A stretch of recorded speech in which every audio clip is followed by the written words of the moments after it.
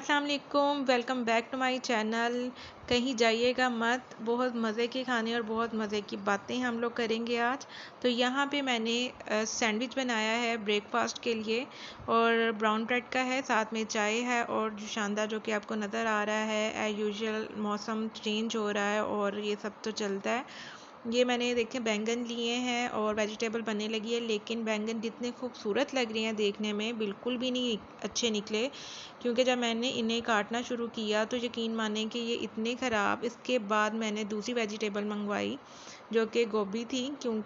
Half तो मेरे ख़राब निकल आए थे, तो ऑब्वियसली फिर मैंने साथ में आलू गोभी और साथ में आलू बैंगन जो है वो मिक्स बनाए थे, तो उसमें से आधे ख़राब निकले थे। बाहर से इतने खूबसूरत, इसी तरीके से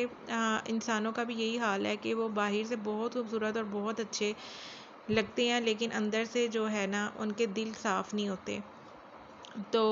बस कहने की बात ये है कि अपने दिलों को साफ़ रखना चाहिए और बुक्स और कीना नहीं रखनी चाहिए दिल में किसी के लिए भी। आप बज़ाहिर तो ये शो करवा रहे होते हो कि हम लोग बहुत आपके साथ अच्छे हैं, और कोई सम टाइम ऐसे होता है ना कि कोई इंसान आपको मिलता है, वो बहुत ही जोशो खरोश के साथ आपसे मिलता है, आप जज ही नहीं कर सकते कि उसके दिल में आपके लिए इतनी नफ़रत भी है और वो आपकी हर चीज़ से हसद कर रहा है और आपको बिल्कुल भी आइडिया नहीं होता। तो आजकल मैं कहती हूँ लोगों की पहचान करना बहुत मुश्किल हो गई हुई है। आपके मुंह पे सब अच्छे होते हैं, लेकिन पीठ पीछे वही लोग आप लोगों के साथ हसद, जलन, जेलसी ये तमाम चीज़ें रखते हैं। तो खुदारा रखने की क्या ज़रूरत है? अगर अल्लाह ने किसी को अदा किया है, किसी के अंदर कोई खूबी है, उसमें खुश होना चाहिए। आपको भी उस तरह की खूबी अपने अंदर पैदा करनी चाहिए, ना कि उसके साथ हसद करना चाहिए।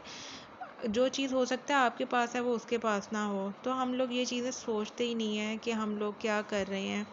अच्छा जी, यहाँ पे मैं चावल भी ऑब्वियसली धो रही हूँ, तो मैं यहाँ पे मटन का पुलाव भी बना रही हूँ, क्योंकि 2 टाइम मेरे घर मज़दूर लगे हुए हैं, साथ में मज़दूरों को खाना देना, मेड है उसको खाना देना, खुद भी फिर घर में भी, तो फिर 2 टाइम के लिए मुझे ये बनाना पड़ता है।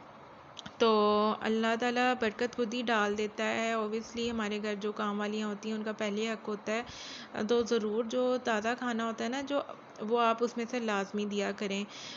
हम लोग क्या करते हैं, अक्सर हम में से ये चीज़ें हम लोग भी पहले करते थे कि जो खाना बच गया वो मेड को दे दिया, जब हमें पता है कि यार उसमें से बच ही जाना है, उसमें से उस अल्लाह के नाम का हिस्सा है ही है दूसरे बंदे के लिए, तो आप ताज़ा दे दें। उसको 2-4 दिन फ्रिज में रखने के बाद अगर आप किसी को दे रहे हैं, क्या फ़ायदा उसको, उसने ताज़ी चीज़ का टेस्ट ही नहीं चखा और उसके दिल में भी ये चीज़ आ गई कि देखो उसने मुझे जो है ना बासी खाना दी है। जब देना है अल्लाह के नाम का तो फिर आप खुश दिली से दें, और इतना खाना तो होता ही है, बच ही जाता है कि हम लोग अपने मेट्स वगैरह को दे सकते हैं या उन्हें खिला सकते हैं, क्योंकि वो सच में हकदार होते हैं ऐसे लोग कि इन लोगों को ये लोग मांगते नहीं हैं, और ना ये लोग कहते हैं जितनी मेहनत करते हैं उसके बदले उनको इतना रिटर्न नहीं मिलता। तो खैर मटन पुलाव बना रही हूँ, बहुत मज़े का बनता है, लेकिन जो माँ के हाथ का मैं कहती हूँ जायका होता है ना पुलाव का, शायद इंसान जितनी मर्ज़ी कोशिश कर ले उस तरह का टेस्ट नहीं आ सकता है। तो मुझे अपनी अम्मी के हाथ का पुलाव बिरयानी इतनी पसंद है, जब जाती हूँ मैं लाजमी खाती हूँ, इवन कि मेरी सास भी बहुत अच्छा खाना बनाती हैं। तो वही बात होती है कि अल्लाह ने पता नहीं कैसे बहुत अलग सा ही टेस्ट माँ बाप के हाथ में रखा होता है, माँ के हाथ में, बाप के हाथ में तो नहीं खैर। तो मैं कहती हूँ जो क्वालिटीज़ हमारे पेरेंट्स के होती है वो हमारे अंदर थोड़ी बहुत होती ज़रूर है, लेकिन बिल्कुल जो 100% आप कहें कि वैसा हो खाना बिल्कुल नहीं होता, कि वो हाथ हाथ का फ़र्क आ जाता है।